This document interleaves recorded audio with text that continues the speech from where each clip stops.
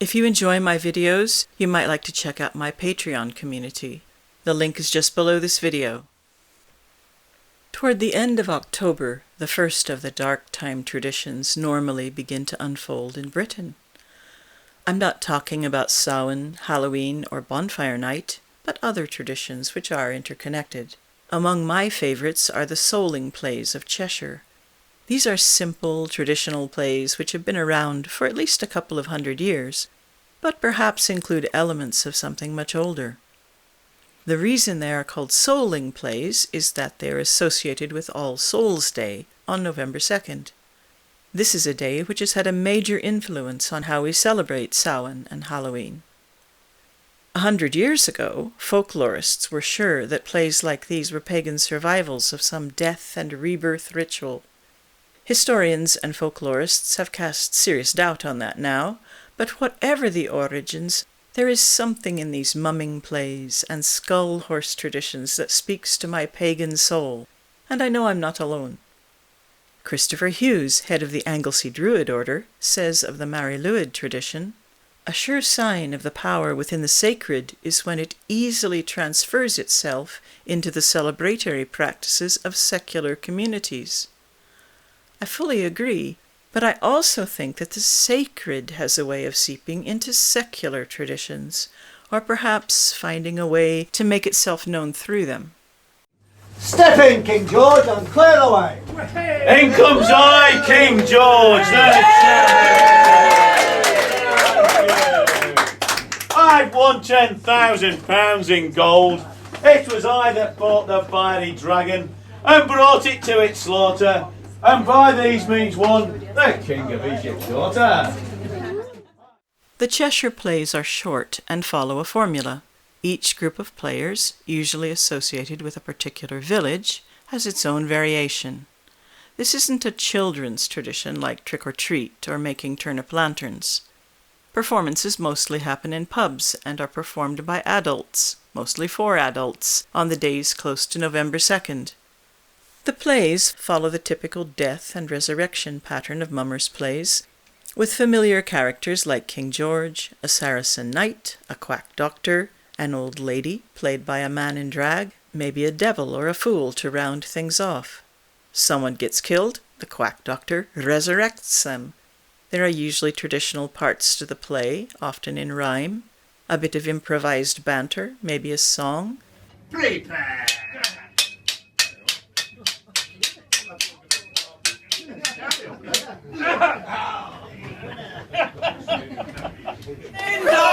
Doctor, in comes I, John Brown, the finest quack doctor in the town.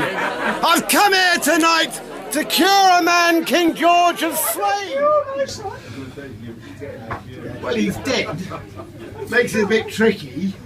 I'll do me goodies though, I'll try me goodies. Right, come on, Jack. What have we got in here? A little bit of local anaesthesia, which is aimed correctly. Take 1 or 2 drops from this bottle and let them run down thy throttle. And if you be not quite dead, rise up. Step in, Wild Horse, and clear away. Come on, man. Come on, in he comes. Come on. Get in there. Come on, man. In he comes. In comes Dick and all his men. And he's come to see you once again. Once he was alive, but now he's dead. Now he's nothing but a poor old horse's head. Well, this horse has travelled high. That's enough. And he's travelled low. He's travelled all through frost and snow. He's travelled to the land of Icky Picky, where there's neither land nor city. And of course my favourite character, the horse. For it's the horse which sets the Souling plays apart from the usual mummers' plays, which often happen at Christmas. Going by different names, including Dick, the Wild Horse, and Old Ball, the horse is led in by a groom or a driver. The horse is fractious, a little scary, and often given quite a bit of time and attention toward the end of the play.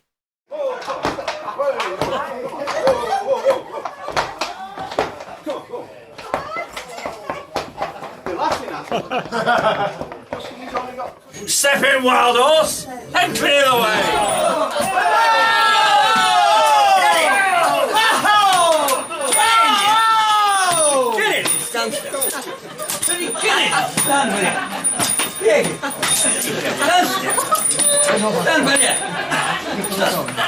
No one is quite sure how these skull horses found their way into northern mummers' plays.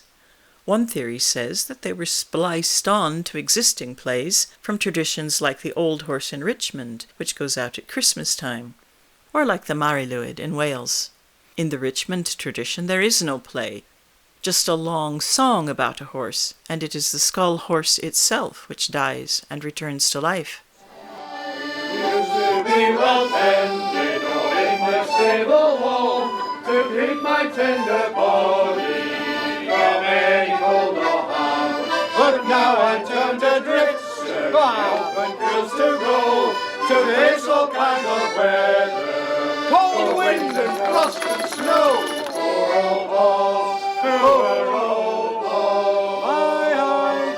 I into the hunts, and so freely I obey my body to the hounds. Get out! I'd rather die than live. So taking with get out! Get out! There's neither fit to ride upon. Get out! Get out! Or anything to draw.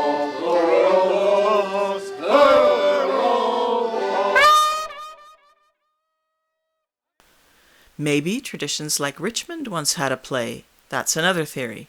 Or maybe traditions just grew up differently in different places, and we should let go of the idea that once upon a time traditions were the same everywhere. Maybe horses have survived as part of the plays because people love to see them. In the 19th century, you could buy an inexpensive broadside sheet with the words to an old horse song printed on it, and then you only had to get your horse, gather up a few friends, and head out to try your luck.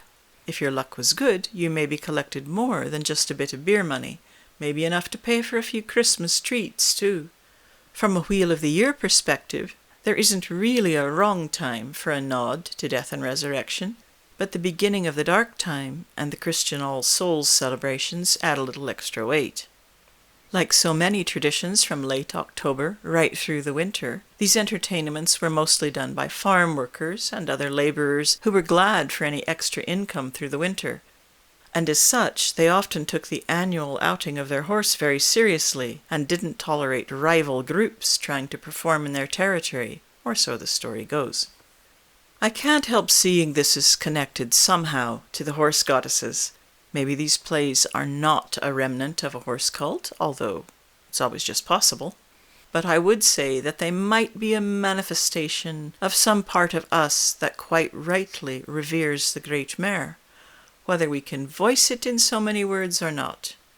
Whether the person under the cloak is a devout pagan trying to honour a horse goddess, or just someone who enjoys taking part in mumming traditions, that isn't really the point.